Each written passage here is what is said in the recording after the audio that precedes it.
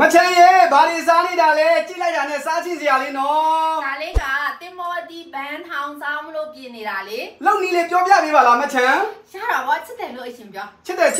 ချစ်တယ်โอเคဒါဆိုရင်9သိန်းကျပ်ထဲနဲ့လူငယ်တွေဘဝကိုပြောင်းလဲစေမယ်စီးပွားရေးလုပ်ငန်းလေးတစ်မျိုးနဲ့မိတ်ဆက်ပေးမယ်တွားကြည့်ကြမယ်လားကဲတွားမကြည့်ခင်အရင်စားလိုက်ပါဦးမယ်အားလုံးစားကြပါဦး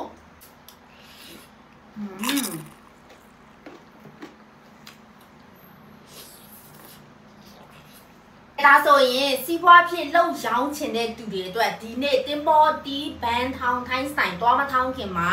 တိထားရမယ့်အချက်2ချက်လျှို့ဝှက်ချက်လေးကိုပြောပြမယ်အဲ့ဒါကဘာလဲဆိုနံပါတ်1ချက်တင်မော်ဒီထောင်းလို့ပြောလိုက်တာနဲ့ထောင်းနီး2မျိုးစီတယ်ငပိနဲ့ထောင်းတဲ့နီးရဲ့အချိုထောင်းတဲ့ပစွန်ချောင်းနဲ့ထောင်းတဲ့နီးရဲ့ပေါ့နော်ငပိနဲ့ထောင်းတယ်ဆိုရင်ထိုင်းမှာဆိုရင်တော့တမ်ပိုပလားလို့ခေါ်တယ်ပေါ့မြန်မာပြည်မှာဆိုရင်တော့ငပိအရာတာနဲ့ထောင်းတာပေါ့ဒုတိယတစ်မျိုးကကြတော့တမ်ထိုင်လို့ခေါ်တယ်တမ်ထိုင်ဆိုတာကပစွန်ချောင်းနဲ့အချိုထောင်းတာမြေပဲတွေထည့်ပြီးတော့ပေါ့နော်အဲ့တော့စားဘူးတဲ့သူတွေစီလားစီတယ်ဆိုရင် comment မှာရေးပေးပါအောင်အဲ့တော့တွားမထောင်းခင်မှာအထောင်းဆိုင်အရှာတာကောင်းဖြစ်ဖို့လိုအပ်တယ်လို့အပြင်အစင်ပိုင်းမှာလည်းလှဖို့လိုအပ်တယ်အဲ့တော့ပါဝင်ပစ္စည်းလေးတွေကဘာတွေပါမလဲအချိုးစားဘယ်လောက်ထည့်မလဲဆိုတာ channel အတူတူတွားကြည့်ကြမယ်လားကဲပါဝင်ပစ္စည်းလေးတွေကဘာတွေပါမလဲဆိုရင်တော့ငရုတ်တီးစိမ်းအဓိကလိုအပ်တယ်ကြက်သွန်ဖြူပါမယ်ပြီးတော့လို့ရှိရင်တော့ချုံမုတ်အနှဲငယ်လေးနဲ့တွားမယ်ပေါ့နော်ဒါလေးကတော့ပဲတောက်ရှည်ပါမယ်အဓိကကတော့ထညက်ရွေးတက်ဖို့လိုတယ်လို့တမယာအချင်းကိုလည်းအရသာ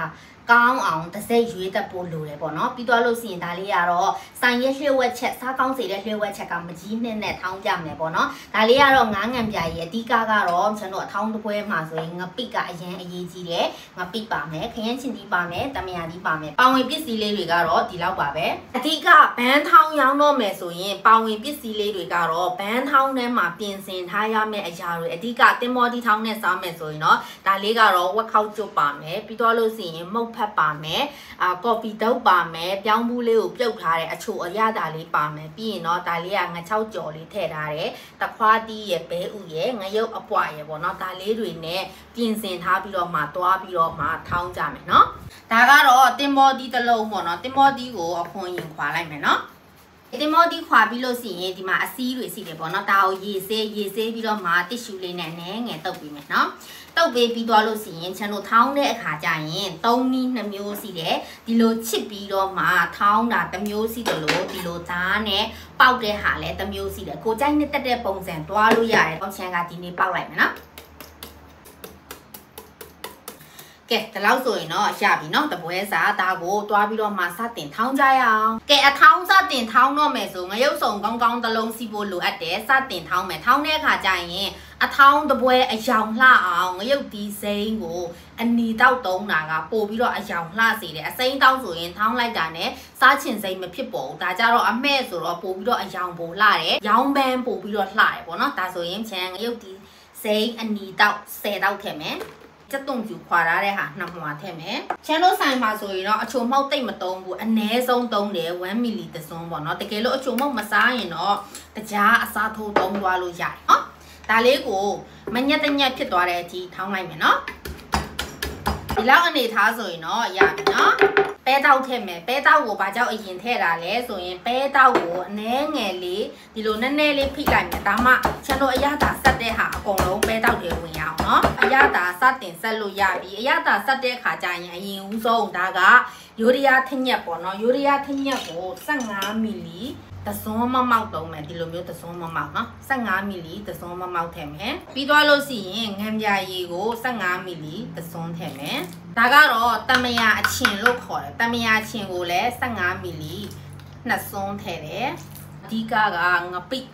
ပိကိုကြတော့ကျွန်တော်ဒီထိုင်းတင်မော်ဒီတောင်ထောင်းတဲ့ငပိကိုထည့်เนาะဒါကိုကြတော့15မီလီ2စွန်းထည့်တယ်အနဲ့လေးကမှုေးနေတာပဲစားကောင်းစီတဲ့လျှို့ဝှက်ချက်ပေါ့နော်မကြီးအနှစ်ကို5မီလီနည်းနည်းလေးထည့်လိုက်နော်နည်းငယ်လေးအကုန်နှံ့တဲ့အထိမှုေးပေးမယ်နော်ကဲဒါဆိုရင်တော့အရေအယောင်ကြည့်လိုက်ဟို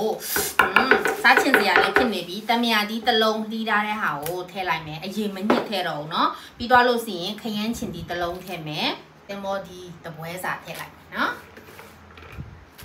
ဒါလေးကိုအနည်းငယ်ပြန်ပြီးတော့မှထောင်းပြီးမယ်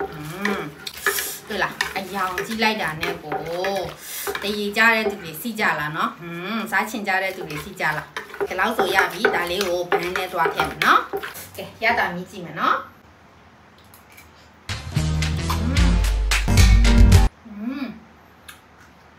给大里个本里的太来面喏，本也来走嘛，太来面。公龙卡太来面啵喏，ဒီလိုမျိုးဘန်းထောင်းဆိုရင်တော့မြန်မာနိုင်ငံမှာဆိုကျွန်တော်ဆိုင်မှာဆိုရင်တော့အရှမ်းကိုမှရောင်းကောင်းတဲ့ထောင်းနီးလေးတစ်မျိုးဖြစ်တယ်ပေါ့နော်အထောင်းဆိုင်လို့ပြောလိုက်တာ ਨੇ အရသာကောင်းရမယ်အပြင်အစင်ပိုင်းကောင်းခဲ့ဆိုရင်တော့ဈေးနှုန်းကဘလောက်ပဲဖြစ်ဖြစ်လာစားကြမှာပေးချတယ်အဲ့တော့ထောင်းနီးလေးကိုလည်းမျှဝေပေးလိုက်ပါတယ်တကယ်လို့ကိုက9သိန်းဝန်းကျင်နဲ့ကိုပိုင်လုပ်ငန်းစားလုပ်ချင်တဲ့ထောင်းနီးတွေကိုအသေးစိတ်လေ့လာချင်တယ်ဆိုရင်တော့ကျွန်တော်ရဲ့ the professional အထောင်းပြုလုပ်နေတင်တဲ့ဒီတင်တန်းမှာဆိုရင် online class ကို video နဲ့အသေးစိတ်ပြထားတဲ့အပြင်ထောင်းနီးတုံနီး16မျိုးပါတဲ့နီလန်အသေးစိတ်တွေကိုထည့်ထားပေးတယ်ပုံမှန်ဆိုရင်တော့တင်တန်းချင်း2,900စီတဲ့ဒီ video ကနေကြည့်ပြီး screenshot နဲ့လာအပ်မယ်ဆိုရင်တော့အထူးကြီး2,000နဲ့ချသွားမယ်တင်မော်ဒီ Time Style ဘန်းထောင်းလေးထောင်းနီးကိုလည်းမျှဝေပေးလိုက်ပါတယ်ချမ်းရဲ့ YouTube channel လေးကို subscribe မလုပ်ရသေးတဲ့သူတွေ subscribe တော့လုပ်ပေးကြပါဦးအားလုံးကိုကျေးဇူးတင်ပါတယ်တပတ်ထိုင်ဖူကောင်ချမ်းပါ